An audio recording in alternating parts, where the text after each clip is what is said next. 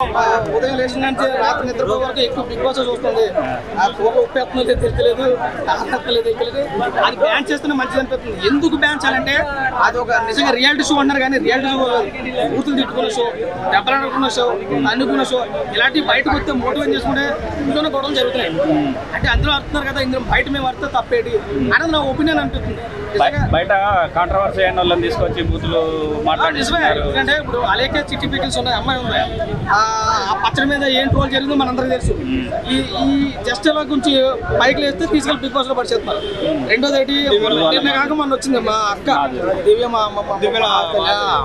దివ్యులు మాత్రమే దువ్వులు మాత్రమే మనకి ఏం కానీ ఆవిడ అనవసరం. ఎందుకంటే ఒక కుటుంబాన్ని నాశనం చేసింది, నాశనం చేసేసి ఒక ఎమ్మెల్సీ ఇంకోటి శ్రీనివాస్ గారు ఎమ్మెల్సీ ఇవాళ పార్టీని సస్పెండ్ అయిపోయాడు. ఎవరి కోసం అయిపోయారు?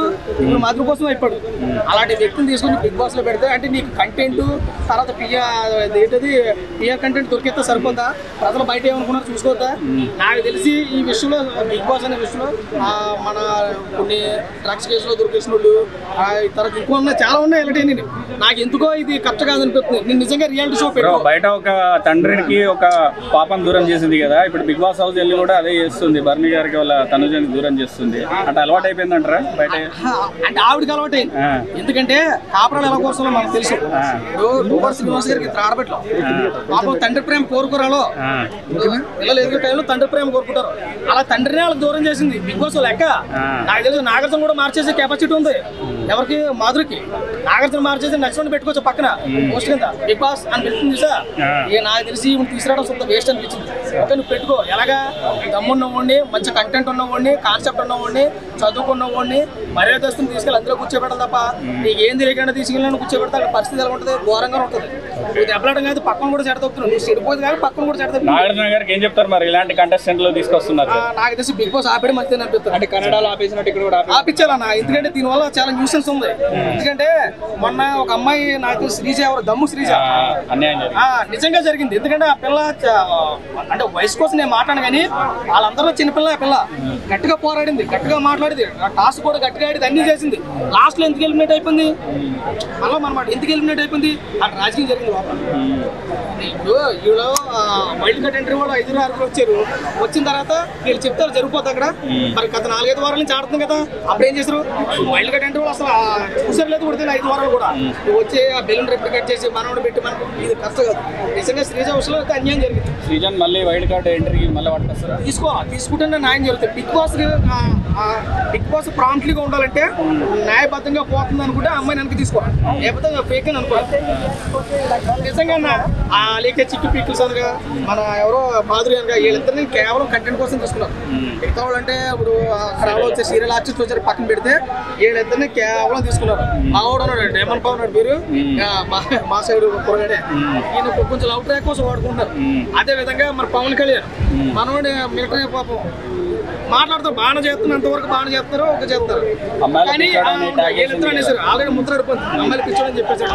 నా ఒంటిపై చేయొద్దా తంతానని ఈ పిల్ల, నీ ఒంటిపై చేయొద్దా నేను ఎదురవుతానని ఈవిడి. ఇది నడుస్తుంది.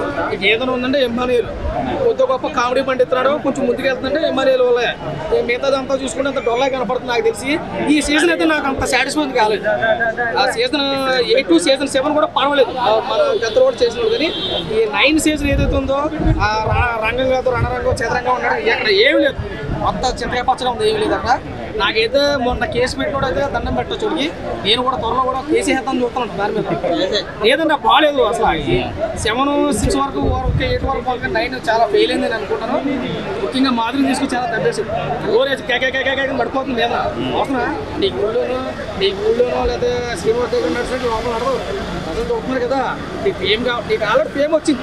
నువ్వు వేసిన డ్రామాలు ఏదైతే ఉన్నదో ఆ డ్రామా నీకు ఫేమ్ వచ్చింది. మళ్ళీ ఇందులో నీకు ఫేమ్ ఎందుకమ్మా? లోపలికి వచ్చి కూడా బంధాలను విడదీస్తుంది. ఇది చాలానో చెప్తున్నాను కదా. బయట ఇప్పుడు ఒక బంధాన్ని ఇడగొట్టాము అనే ఆలోచన ఉంటే అన్ని బంధాలు ఇడగొట్టాలని ఆలోచన. నేను ఒక్కరితో నిలబడాలి, ఏం చేస్తావు? ఒకరిని నిలబడి ప్రపంచంతో ఆశీర్వాదం నువ్వేం చేస్తావు? కాబట్టి మాదిరిని తీసుకొచ్చి చాలా మైనస్ చేశారు నాగార్జున గారు బిగ్ బాస్ కి. చూడవలసి కూడా చూడలేదు, ఎందుకంటే నూరేసి పడిపోతుంది కాబట్టి పిల్లలు భయపడుతున్నారు. ఇదే ఎలా భయపడుతుంది?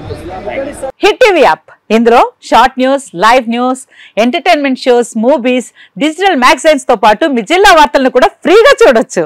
ఇంకెందుకు ఆలస్యం? వెంటనే హిట్ టీవీ యాప్ ని డౌన్లోడ్ చేసుకుని ఫ్రీగా ఎంటర్టైన్మెంట్ పొందండి. Hit TV app. Hit TV app. Please download Hit TV app. Hit TV యాప్ని ఫ్రీగా డౌన్లోడ్ చేసుకొని ఎంజాయ్ చేయండి. మీకు నచ్చిన ఎంటర్టైన్మెంట్ కోసం హిట్ టీవీ యాప్ ని ఫ్రీగా డౌన్లోడ్ చేసుకుని ఎంజాయ్ చేయండి. హిట్ టీవీ యాప్ ని డౌన్లోడ్ చేసుకుని ఆస్వాదించండి, ఆశీర్వదించండి. ఇంతమంది సెలబ్రిటీలు హిట్ టీవీ యాప్ ని డౌన్లోడ్ చేసుకోండి అని చెప్తున్నారంటే ఎంత మంచి యాప్ ఆలోచించండి. అమెరికా అమెరికా అమెరికా అమెరికాలో చదవాలనుకునే వాళ్ళకి విశ్వసనీయమైన పేరు మన శౌర్య కన్సల్టెన్సీ. UK లో 1 year masters, UK లో 1 year masters, 2 years work permit up to 5 years visa. Contact Saurya Consultancy. Contact 89851 89851.